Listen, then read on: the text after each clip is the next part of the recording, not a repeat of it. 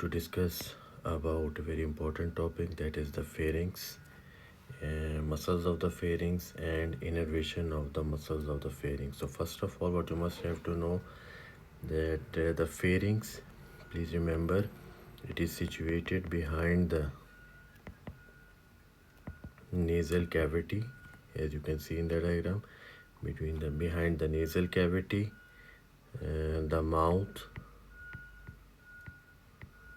and the larynx. So this is the larynx.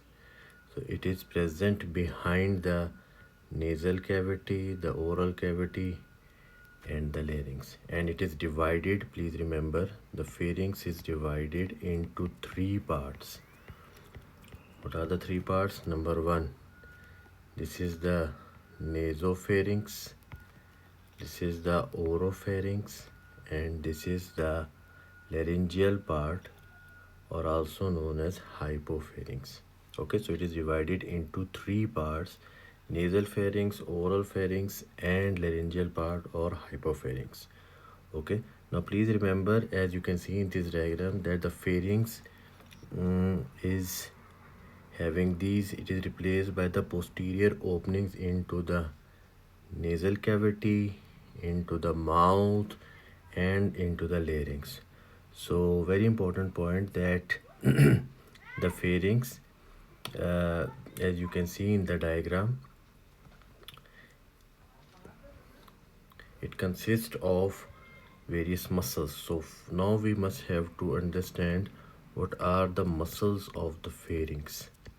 So as you can see in this diagram, okay, so there are three constrictor muscles: the superior constrictor muscle, the middle constrictor muscle and the inferior constrictor muscle. So write down that there are three constrictor muscles: the superior pharyngeal constrictor muscle, the middle pharyngeal constrictor muscle and the inferior pharyngeal constrictor muscle. Please remember, these constrictor muscles, as you can see in the diagram, all these three constrictor muscles, they are circular shaped or U-shaped in structure.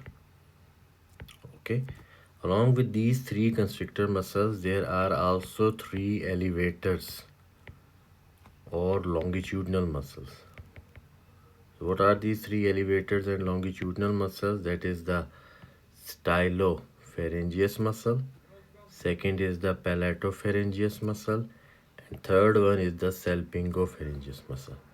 Okay, so three constrictors, circular or U-shaped muscles, and three elevators or longitudinal muscles. So total 6 muscles of the pharynx you must have to remember.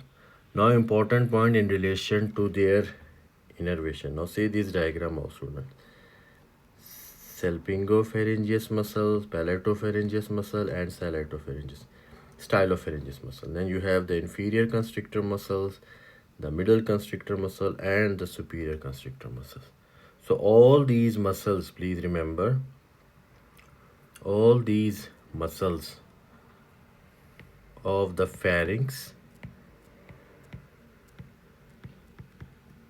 even larynx and the muscles of the palate also, they are controlled by a nucleus which is present in the medulla oblongata, that is known as nucleus ambiguous. So nucleus ambiguous, which is present in the medulla oblongata, it is controlling all the muscles of the pharynx, larynx and the palate muscles also. Okay, but because we are discussing here the pharynx muscles, so please remember, all muscles of the pharynx are supplied by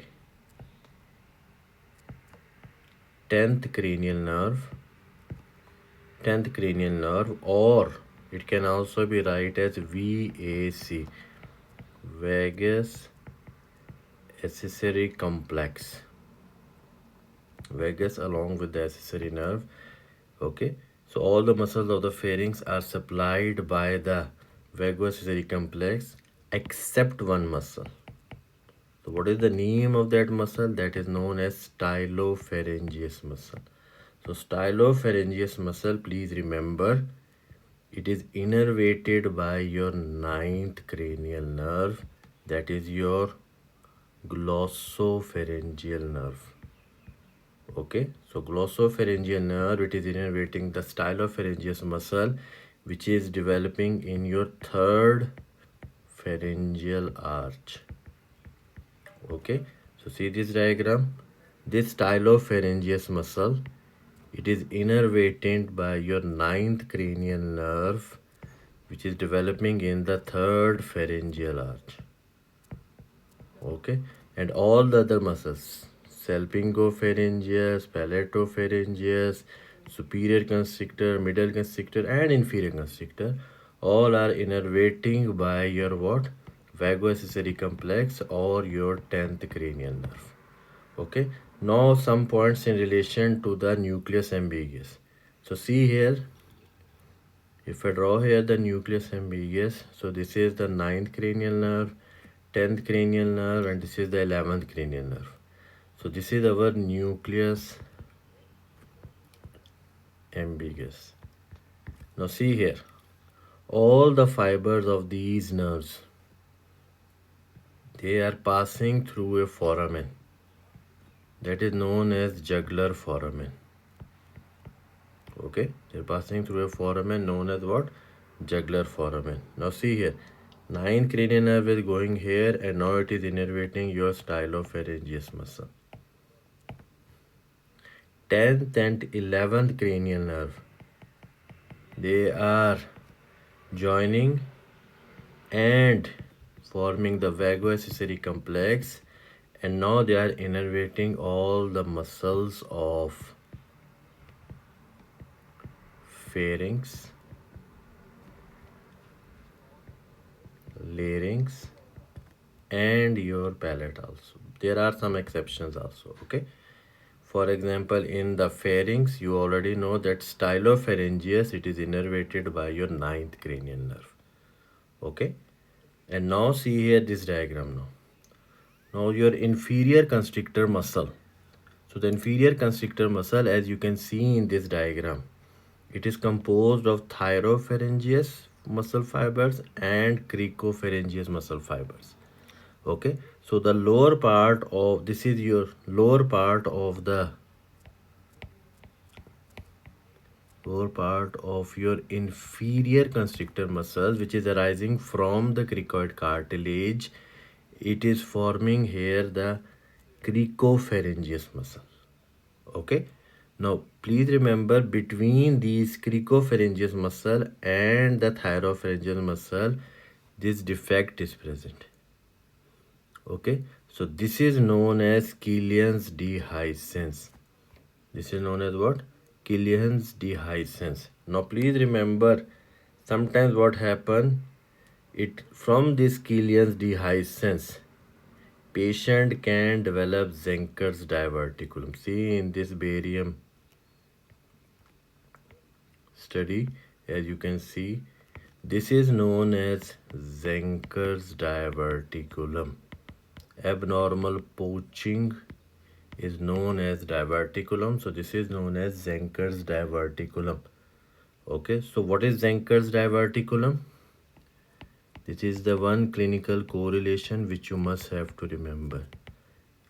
So this diverticulum, please remember, it is coming out from this Killian's dehiscence, which I am showing here in blue color. See here, this it is coming out through this Killian's dehiscence.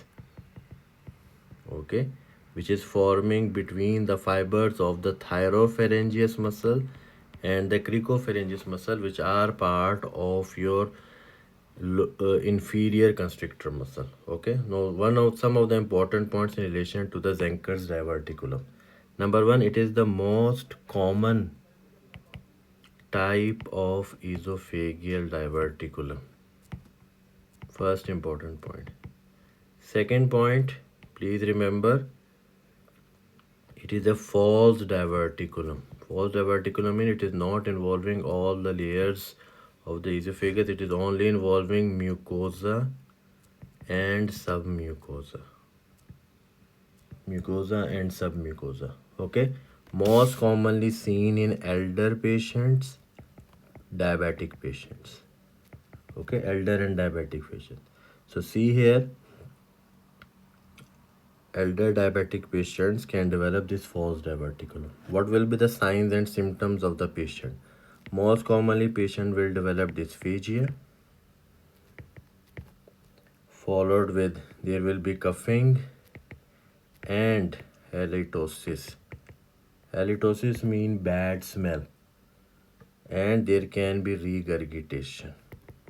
There can be what? Regurgitation. Okay, so it can also lead to complications. So what is the most common complication of Zenker's diverticulum? Answer is lung abscess, because it can lead to aspirational pneumonia also, and it can lead to lung abscess also in the patient. Investigation of choice, as you can see in this diagram, answer is barium swallow. Okay, answer is barium swallow. What is the treatment of choice? Treatment of choice is cricopharyngeal myotomy with diverticulopexy. Okay, so this is your topic. See here, this is the barium swallow in the patient, and this is your what? Zenker's diverticulum. Okay, it is not a true diverticulum, it is a false diverticulum. False diverticulum because it is only involving mucosa and submucosa.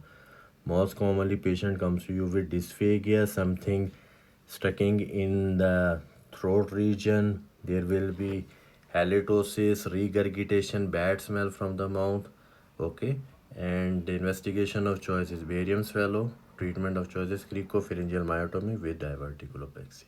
Okay, thank you very much.